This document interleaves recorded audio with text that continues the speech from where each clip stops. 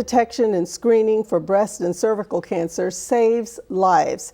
If you're a woman between the ages of 50 and 64 years old, the Florida Breast and Cervical Cancer Early Detection Program makes it easy to get breast and cervical cancer screenings. We're happy to have Manovna Narcisse from the Florida Department of Health in Orange County's Breast and Cervical Cancer Early Detection Program to tell us more about it. Welcome. Thank you. What are some of the symptoms? Let's start with breast cancer. Okay, so breast cancer includes a variety of symptoms, but the most popular symptoms would include the orange peel look of the breast. So it would look like this, it will emulate the very same texture of an orange peel. It will be bumpy, and also the nipple discharge. So, and also if you see that your breasts are pulling back, and it would be almost as if somebody is pulling your breast from the back, and it's like a sucked in type of look of your breast. And of course the lumps, if you identify small lumps or any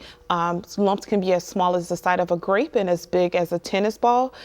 So that can come in a variety of forms as symptoms. We've heard about breast self-examinations for years. Correct. So I'm assuming you encourage women to do that. How often? Well, we encourage women to do it as often as every shower, potentially just to encourage women to just be familiar with the breasts, to know how they look, the size, just to be able to, if any small changes have been identified, so that it's quickly identified and not something that's prolonged. And cervical cancer, a little less obvious than breast cancer symptoms. What should we look for? So cervical cancer is quite a bit different. Quite often cervical cancer can go undetectable. There aren't many symptoms that can lead you to believe that you have cervical cancer. However, it is encouraged for you to speak to your healthcare provider and encourage yearly Pap exams so that you can be able to detect cervical cancer in its earliest stages. So let's talk about your program. Yes, ma'am. Screening and detection. How does it work? How does your program work? So as you mentioned, it's fairly easy. We're a referral-based program. We operate with community clinics in the community. So we provide referrals to these women to schedule and coordinate their mammogram appointment. After their appointment, if there's any additional diagnostic services, we encourage them to follow up with their provider. And then we also encourage them to contact us so that we can be able to facilitate the additional diagnostic services. The whole purpose of our program is to reduce breast and cervical cancer diagnosed rates in the late stages throughout the state and of course in Orange County. And so with our resources, we're able to connect women to actually receive treatment in the process if they're diagnosed. What about women who say, but I don't have health insurance or I don't have adequate health insurance? Is that a barrier to getting services? So the beauty of our program is for us to eliminate that barrier. So for those women who are uninsured, that's our target population. We focus on women who are uninsured that will need this resource.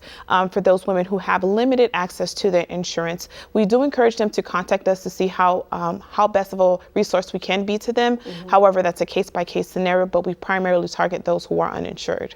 Now, I want to go back to cervical cancer for a minute because that one can be sneaky in terms of being detected. Now, I've heard that nearly all cases are a result of having the human papilloma virus. Is there a way to protect yourself from that? Yes, and the way to protect yourself is to, of course, get vaccinated. We encourage women to get vaccinated as early as 9 years of age, and up until the age of 26 is when the vaccine is provided. And so it's provided in 3 rounds of vaccine doses, and it pretty much reduces your risk of having cervical cancer and also having cancers that's related in the throat and in the mouth. So sometimes when people are younger, they feel like they're invincible. Are you sending a clear message to, we said 50 to 64, but should younger women be just as concerned? Of course. Cancer, honestly, diagnosis can be as early as any age. It's encouraged for early women to get Pap screenings yearly and be mindful of their bodies. And so we encourage women to have a strong relationship with their healthcare provider. What questions should you ask? a healthcare provider. So the question would include, I'm noticing certain symptoms. How often do you encourage me to get screened? And also discuss the family history. If you know of a relative that has been previously diagnosed with cervical cancer, ovarian cancer, breast cancer, these are all related cancers that we encourage women to have this ongoing conversation with their providers yearly, if needed, to understand what is the proper protocol for them. And don't be afraid to ask questions. Correct. And if some people are, it's like, well, I don't want to know, but not knowing could conceivably cost you your life. Which is why we also encourage early detection. With programs that exist such as this, the earlier we get to the diagnosis, we have readily available resources to properly connect you to the officials to help you through your process. Thank you for the work that you do. You are literally saving lives. Thank you. The breast and cervical cancer early detection program services are free to those who are eligible. To find out if that's you, please call 407-858-1421.